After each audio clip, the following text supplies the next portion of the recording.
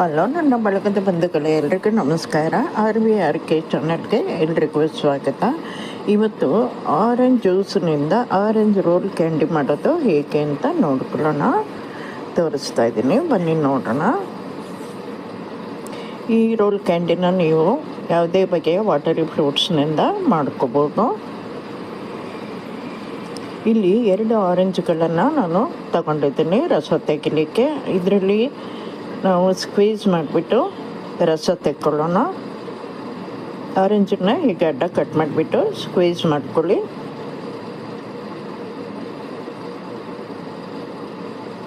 ರಸ ತೆಗೆದಾದ್ಮೇಲೆ ಒಂದು ಜರಡಿಯಲ್ಲಿ ಸೋಸಬೇಕಾಗತ್ತೆ.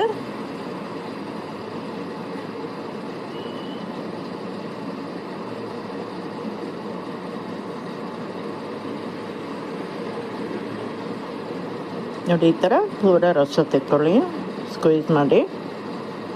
ಇದೇ ಥರ ಇನ್ನೊಂದು ಆರೆಂಜ್ದು ರಸ ತೆಕ್ಕೊತಾ ಇದ್ದೀನಿ ನಾನು. ನನಗೆ ಇಷ್ಟು ರಸ ಸಿಕ್ಕಿದೆ. ಇದನ್ನೀಗ ಒಂದು ಜರಡಿಯಲ್ಲಿ ಸೋಸ್ಕೊಳ್ಳೋಣ. ನೋಡಿ, ಒಂದು ಬಟ್ಲಲ್ಲಿ ಅರ್ಧ ಬಟ್ಲಷ್ಟು ರಸ ನನಗೆ ಸಿಕ್ಕಿದೆ. ಸಕ್ಕರೆನೂ ನಾವು ಇದೇ ಅಳತೆಗೆ ತಗೋಬೇಕಾಗುತ್ತೆ. ಇದರಲ್ಲಿ ಅಳತೆ ಗೊತ್ತಾಗಲ್ಲ ಅಂತ ನಾನೀಗೊಂದು ಲೋಟಕ್ಕೆ ಹಾಕೋತಾ ಇದ್ದೀನಿ.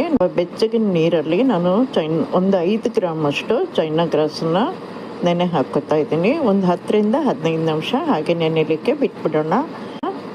ಈಗ ಒಂದು ಪ್ಯಾನಿಗೆ ಆರೆಂಜ್ ಜ್ಯೂಸ್ ಹಾಕ್ಬಿಟ್ಟು ಗ್ಯಾಸ್ ಮೇಲೆ ಇಟ್ಬಿಟ್ಟು ಕುದಿಸ್ಕೋಬೇಕಾಗತ್ತೆ. ಈಗ ಇದೇ ಲೋಟದಲ್ಲೇ 1 ಲೋಟದಷ್ಟು ಸಕ್ಕರೆ ತಗೊಂಡು ಪ್ಯಾನಿಗೆ ಹಾಕೋತಾ ಇದ್ದೀನಿ ನಾನು.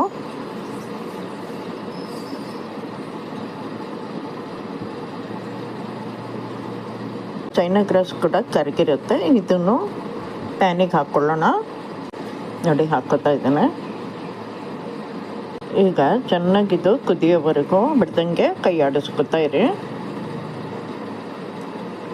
ಒಂದು ಎಳೆ ಪಾಕ ಬರಬೇಕು, ಅದುವರೆಗೂ ಕುದಿಸ್ಕೊಳ್ಳೋಣ.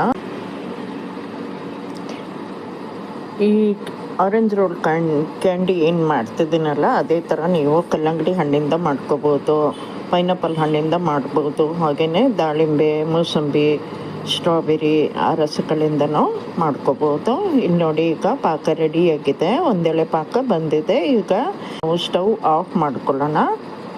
ನಾನೀಗ ಒಂದು ಟ್ರೇಗೆ ಈ ಮಿಶ್ರಣನ ಹಾಕೋತಾ ಇದ್ದೀನಿ. ತೆಳ್ಳಗೆ ಲೇಯರ್ ಆಗೋ ಥರ ಹರಡ್ಕೋಬೇಕು. ನನಗೊಂದು 3/4 ಟ್ರೇಯಷ್ಟು ಸಿಕ್ಕಿದೆ. ಇದನ್ನೊಂದು 15 ನಿಮಿಷ ಹೊರಗಿಟ್ಟು ಆನಂತರ ಒಂದು 2 ಗಂಟೆ ಫ್ರಿಜ್ಜಲ್ಲಿಟ್ಟು ಸೆಟ್ ಮಾಡ್ಕೋಬೇಕಾಗತ್ತೆ. ನೋಡಿ, ನಾನೊಂದು 2 ಗಂಟೆ ಫ್ರಿಜ್ಜಲ್ಲಿಟ್ಟು ತೆಗೆದಿದ್ದೀನಿ ಹೊರಗೆ. ಇದ್ರ ಮೇಲೆ ಪುಡಿ ಸಕ್ಕರೆನ ಉದುರಿಸ್ಕೋಬೋದು ಅಥವಾ ಡೆಸಿಕೇಟೆಡ್ ಕೋಕೋನಟ್ ಕೂಡ ಉದುರಿಸ್ಕೋಬೋದು. ಈ ಥರ ಒಂದು ಜರಡಿಯಲ್ಲಿ ಸಕ್ಕರೆ ಪುಡಿ ಹಾಕ್ಕೊಂಡು ಸಕ್ಕರೆ ಸ್ಪ್ರೆಡ್ ಮಾಡಿಕೊಳ್ಳಿ.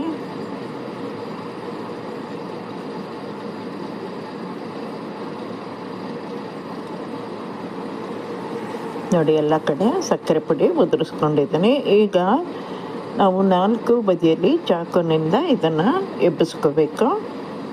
ಹಾಗೆಯೇ ನಿಮ್ಗೆ ಬೇಕಾದರೆ ಹಾಗೆಯೇ ಪೂರಾ ಲೇಯರ್ನ ಸುರುಳಿ ಸುತ್ಕೋಬೋದು, ಇಲ್ಲಾಂದರೆ 2 ಭಾಗ ಮಾಡ್ಕೋಬೋದು. ನಾನು ನಡುವೆ ಒಂದು ಗೆರೆ ಹಾಕಿ 2 ಭಾಗ ಮಾಡಿದ್ದೀನಿ.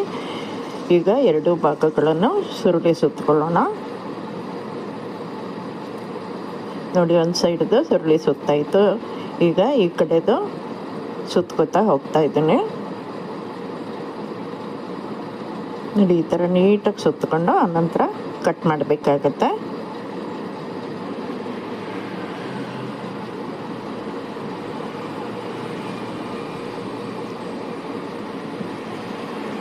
ನೋಡಿ, ಈಗ 2 ಲೇಯರ್ನು ಕಟ್ ಮಾಡಿ ತೋರಿಸ್ತಾ ಇದ್ದೀನಿ. ಈ ಥರ ರೌಂಡಾಗಿ ಕಟ್ ಮಾಡ್ಕೋಬೇಕು. ಕಲ್ಲಂಗಡಿ ಹಣ್ಣಿನ ರಸದಿಂದ ಕೂಡ ನಾನು ಇದೇ ಥರ ರೋಲ್ ಕ್ಯಾಂಡೀಸ್ ಮಾಡ್ಕೊಂಡಿದ್ದೀನಿ. ಇದು ಸ್ವಲ್ಪ ನೀಟಾಗಿ ತಿಕ್ಕಾಗಿ ಬಂದಿದೆ. ರಸ ಸ್ವಲ್ಪ ಜಾಸ್ತಿ ಇದ್ದಿದ್ದರಿಂದ ಹಾಗೆ ಬಂದಿದೆ. ವಿಡಿಯೋ ಇಷ್ಟ ಆಗಿದ್ದರೆ ಲೈಕ್ ಮಾಡಿ, ಶೇರ್ ಮಾಡಿ, ಕಮೆಂಟ್ ಮಾಡಿ, ಹಾಗೆ ಚಾನಲ್ಗೆ ಸಬ್ಸ್ಕ್ರೈಬ್ ಆಗಿಬಿಡಿ. ಧನ್ಯವಾದಗಳು.